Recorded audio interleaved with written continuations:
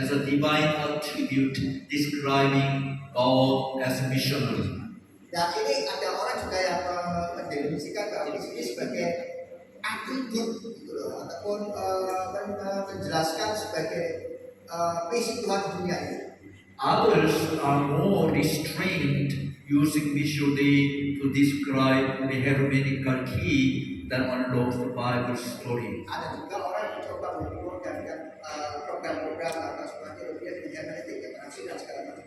And seeing God's mission and the participation of God's people in it as a framework for the full Bible. Tapi apapun yang tadi coba didefinisikan, semuanya adalah dalam rangka untuk karya penyelamatan Tuhan, menyelamatkan manusia dan dosa. Unfortunately, the diverse use of Missio Dei have made this term ambiguous. Tapi jangan sampai sayangnya kejadiannya adalah seperti orang mencoba-coba menafsirkan atau mendefinisikan akhirnya dia akan rancu dulu. It is then important, therefore, to be precise as we define mission, since the slight ambiguity here often confusion later. Nah, ini kita mencoba persis ya, tapi masih juga mencoba misi teori ini dengan macam-macam penafsiran akhirnya rancu lagi. But in our opinion, Missio Dei is a helpful concept when used in a negative way to distinguish God's overarching work of redemption from the church's activity. Tapi bagaimanapun ini adalah teorinya adalah sangat menolong untuk mencoba mendefinisikan karya penyelamat Tuhan. For example, missiologist J.H. Babing continues in the tradition of Boethius by defining mission as God's work of salvation. Ya, sejak teolog zaman Belanda dibilang tahun 19 sudah lahir Babing memakai visi ini untuk sebagai amanat agung yang sempurna. So it is most helpful to follow Boethius by grounding study of mission in God's will and eternal decree. Dan ini dipakai sebagai dasar studi atau belajar coba praktek-praktek dalam misi. And by framing all that Christians think and do in mission, only part of the mission of the triune God.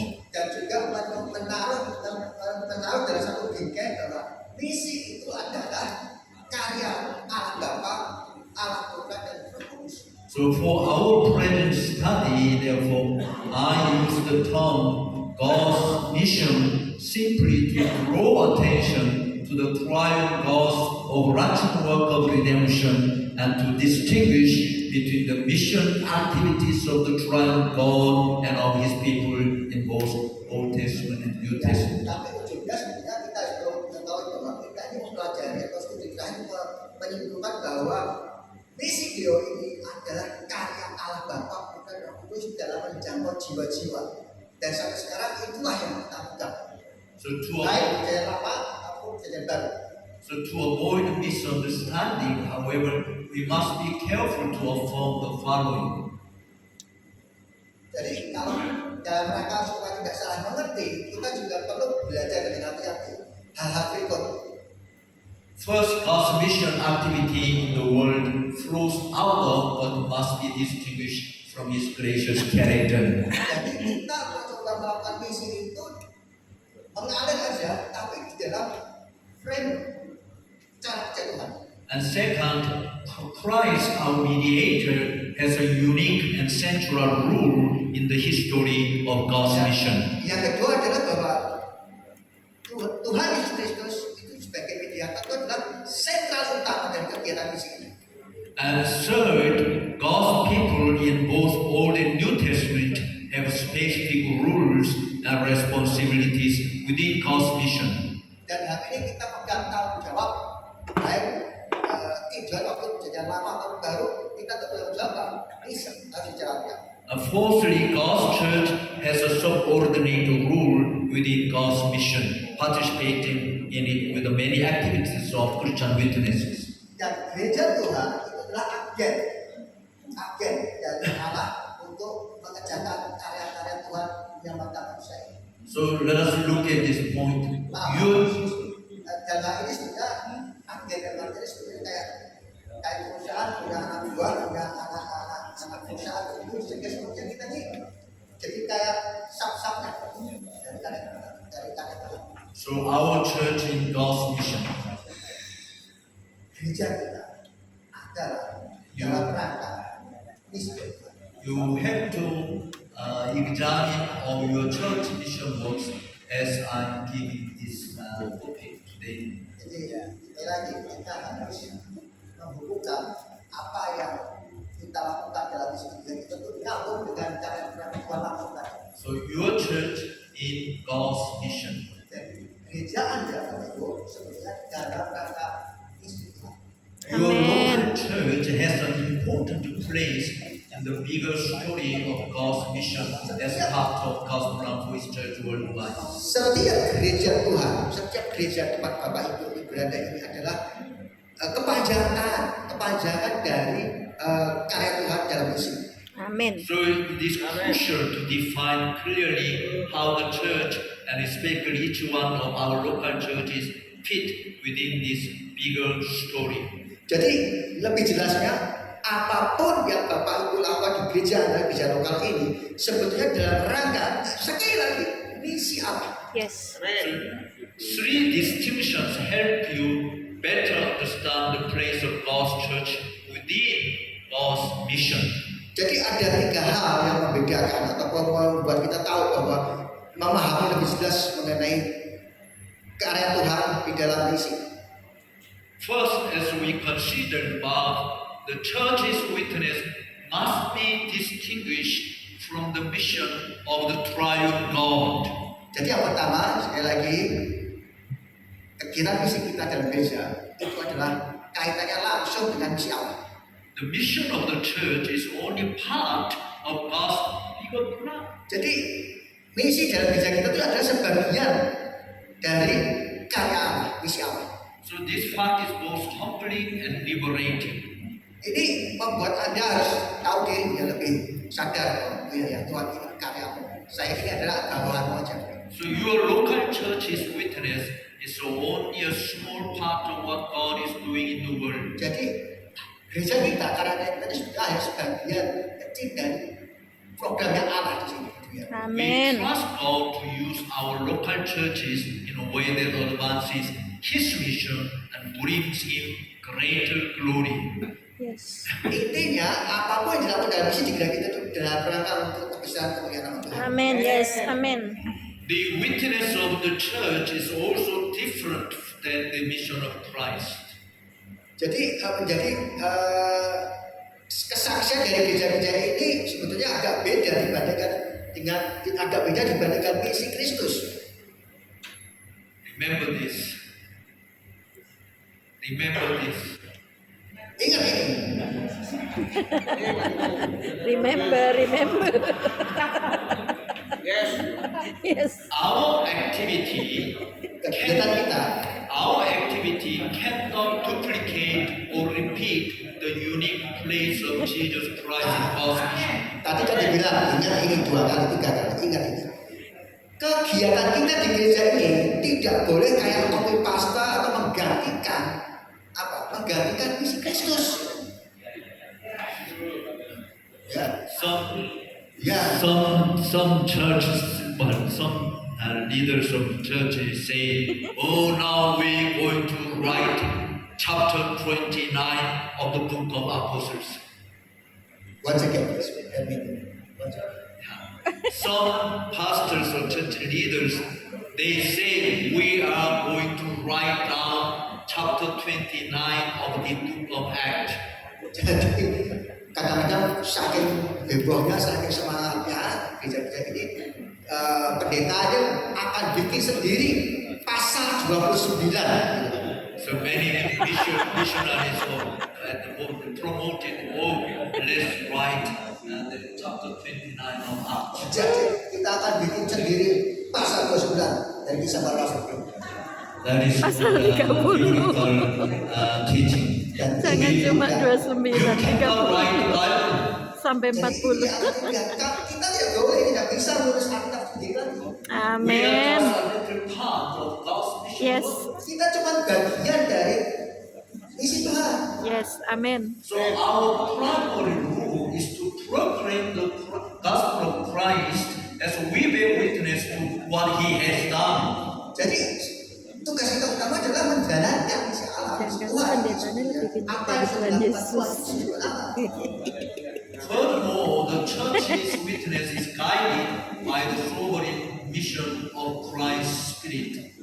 Dan lebih jauh lagi ya, gereja, kesaksian gereja ini harus dalam rangka dan harus dibimbing oleh Roh Kudus sendiri. Amen. Since the Holy Spirit is the primary agent of mission, Karena Roh Kudus sendiri itu adalah agen utama dari misi. Yes. the spiritual success of the church's witness is dependent upon Him alone. Jadi kesuksesan, kelancaran misi di gereja itu yang Bapak Ibu lakukan sebetulnya tergantung pada misi dari Roh Kudus sendiri. Amen. Amen. Secondly, the witness of God's people has progressed and expanded within the history of God's mission. Jadi yang kedua, jadi kesaksian gereja-gereja kita ini adalah sebenarnya sebuah kepanjangan atau ekspansi dari Allah Bapa, misi dari Tuhan sendiri. The Old Testament as a start of God's story of mission lays the foundation for comprehensive biblical theology of mission. Jadi apa yang kita pelajari di Alkitab di Perjanjian Lama tadi juga itu menjadi salah satu landasan utama untuk satu landasan utama secara mendasar untuk teologi misi secara keseluruhan. So Old Testament was the textbook for the Apostle Paul's Gentile mission. Ini adalah textbook dari para rasul Paulus itu dalam menjalankan misi. So he called that crucial point to explain his mission theology and practice from the Old Testament. Nah, ini Paulus kan juga menjelaskan dari apa yang dia pelajari di Perjanjian Lama dan segala macamnya waktu itu untuk mengembangkan misi keluar tentang bangsa lain. You can find this Acts chapter 13 verse 41 and 47. Ini bisa kita sampaikan yang dapat dari Kisah Para Rasul pasal 1 And the Acts 28 verse 26 to 28. atau juga pasal 28 ayat 26 sampai 28. And Romans chapter 15 verses 8 to 13. Atau Roma pasal 15 ayat 8 sampai 13. So you have to find out how Paul actually described the biblical theology of mission from the Old Testament. Nah, di sini ada Bapak Ibu bisa lihat nih bagaimana Rasul Paulus melaksanakan misi. And mission in the New Testament is a continuation of what was started in the Old Testament. Nah, misi di dalam Perjanjian Baru itu adalah kelanjutan dari apa yang disampaikan Tuhan di Perjanjian Lama. Already in the Old Testament, God's people were called to be separated from the nations. Pada Perjanjian Lama itu sebetulnya Tuhan memanggil orang-orang yang terpecah-pecah dari berbagai bangsa ini. And they were called to declare God's glory among them. Dan mereka menyatakan diri untuk memuliakan nama Tuhan. They were called to be a light for the nation. Di Perjanjian Lama pun bahkan mereka bangsa-bangsa ini dipanggil untuk menyatakan menyinari bangsa-bangsa. The witness of God's people started in the Old Testament before the flood. The witness of God's people started in the Old Testament before the flood. Jadi kesaksian mengenai kebesaran Tuhan ini dimulai pada saat bahkan sebelum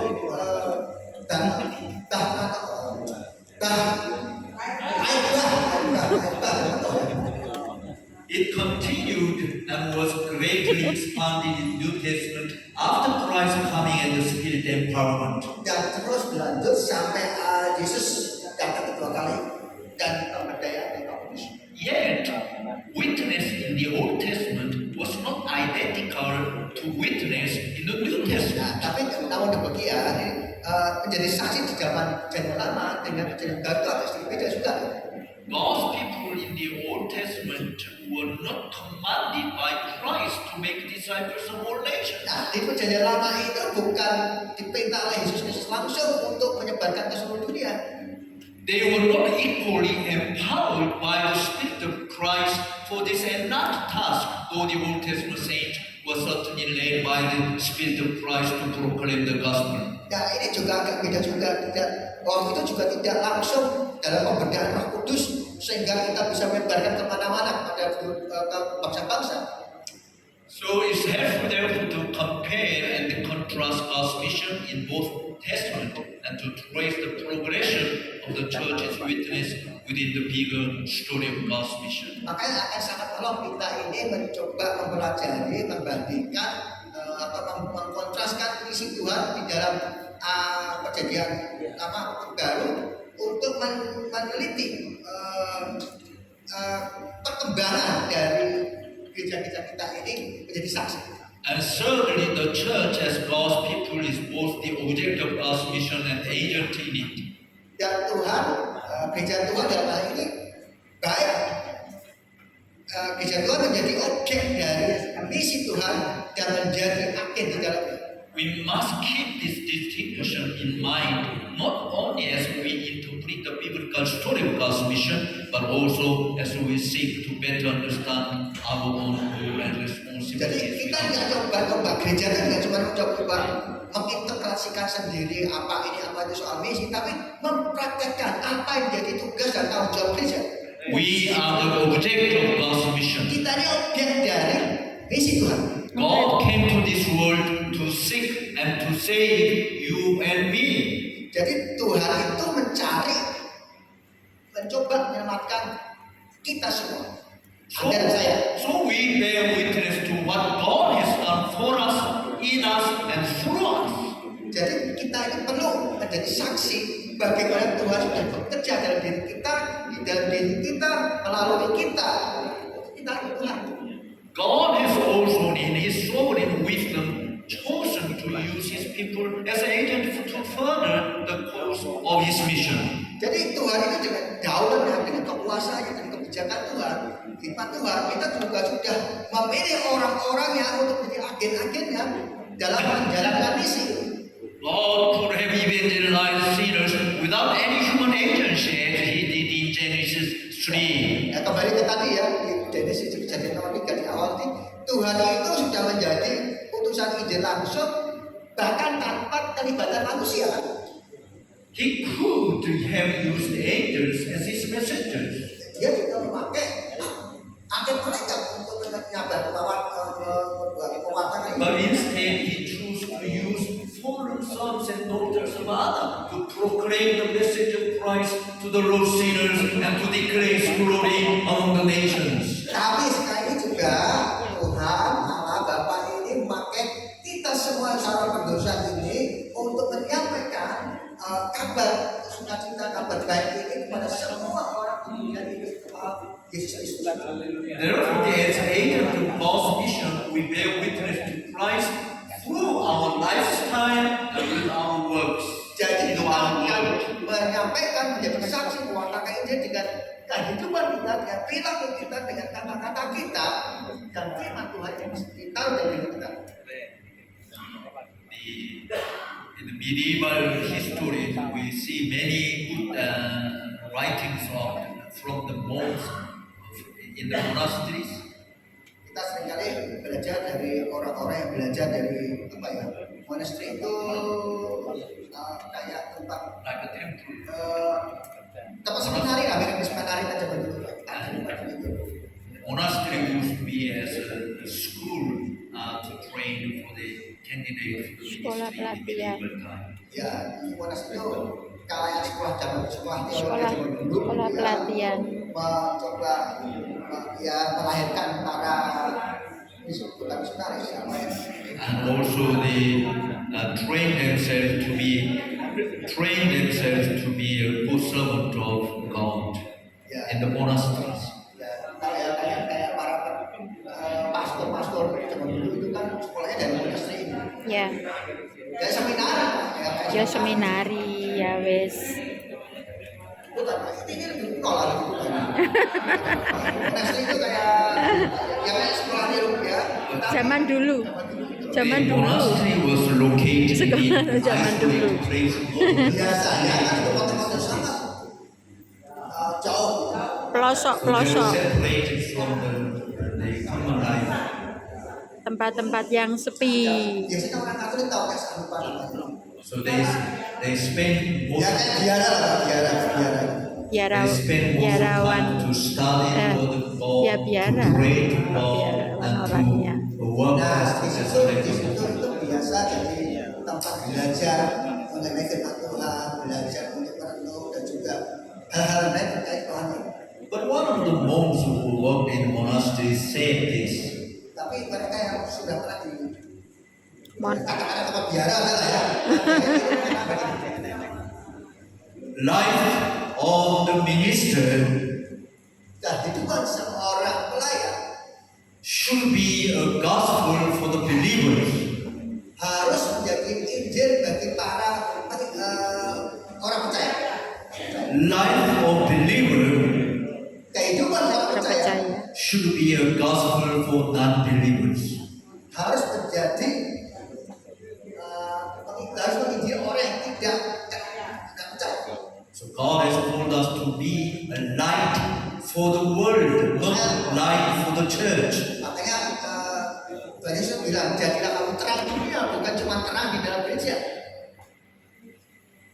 So we can evangelize, we can bear witness to Christ through our lifestyle, Jadi kita ini bisa berbuat baik melalui gaya hidup kita, not just with our words, bukan cuma kita. but what you say, something from your word, your mouth. Bukan sekedar ngomong dari awal buat kita. You have to keep it. Kita harus tahu ya, kita pastikan ini. So if we start at 9:30, you must start 9:30. Jadi kalau kita ini coba begitu ya, kalau kita mulai jam 9 ya mulai jam 9, mulai 9.30, 9.30. Masuk itu. Of course, we are not perfect. Of course, we are not perfect. Ya, kita kan bukan nabi ya. So very often we fail to keep what we said. Jadi kita harus pegang omongan kita. Harusnya But mulai try aja. to keep Mulai aja. your Baca promise nunggu to yang others. ketinggalan. Jadi kita belajar selalu janji dan harus laksanakan. We should be a light for the world. Kita jadi terang dunia. So these three distinctions help to define the place of our church in God's mission. Jadi 3 hal yang baru kita bahas itu akan menjadi ikon juga untuk yang kita lakukan di gereja kita.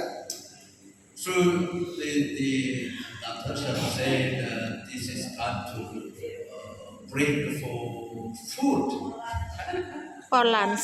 So I think it's better to pray. I have to obey to her.